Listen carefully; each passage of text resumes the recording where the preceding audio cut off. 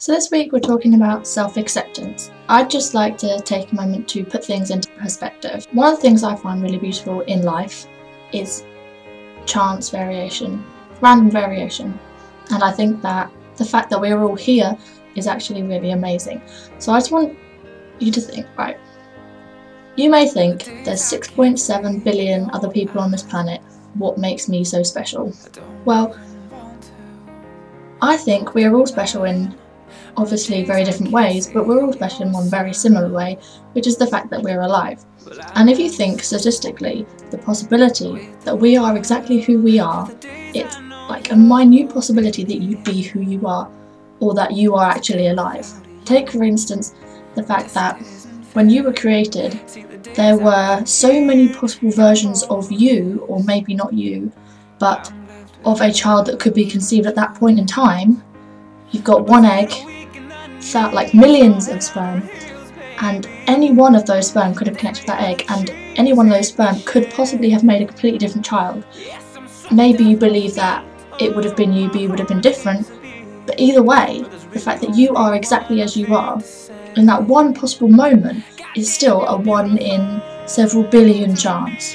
But then if you think of all the possible times at which a child could have been conceived by your parents, then it would be an infinite possibility of different people that could have been born.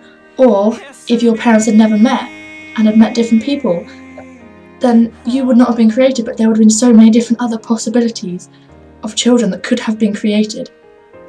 So the fact that actually you were created was amazing. You may not think it because there are so many people alive, but actually it's quite amazing that you are actually alive.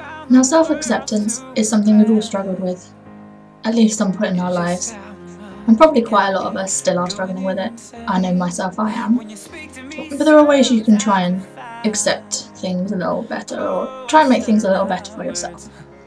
First thing is to always stay positive.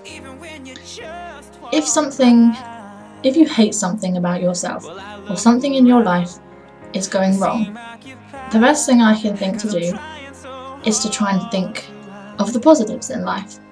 And now, it won't necessarily make you feel better about the thing that you don't like, but it will make you realise or remind you that you do have other things going for you, or that you do have other things to live for. For example, you may, I don't know, really hate your nose or something, but you can think, but you know what? I have amazing eyes, they're really, really blue. Or, I love my hair colour, it's just so amazing. I know, whatever it takes really. When you're struggling with self-acceptance on and off for a long time, like some days it's easier than others, so I encourage you on the good days to list why you should be happy about who you are.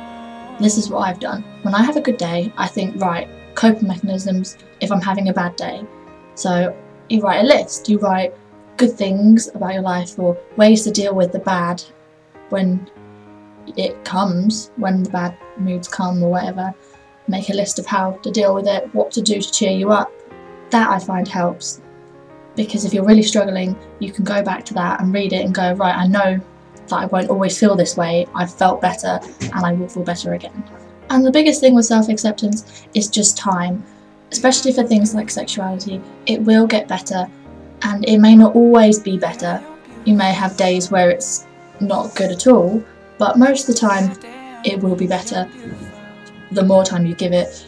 If your family don't accept it, so you find it hard to accept it yourself, your family will have to eventually accept it, or at least stop being so negative about it, because at the end of the day they love you, they will do anything to make you happy, and they may not choose to acknowledge it in such a way, but they might choose not to be so horrible about it.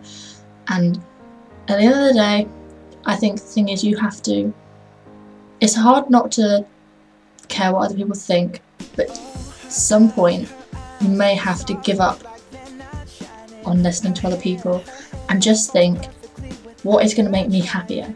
If you know you were born this way, you know you were born into a sexuality your parents don't like, then there's nothing you can do about it. If you try and change, it will not work because it's not who you are.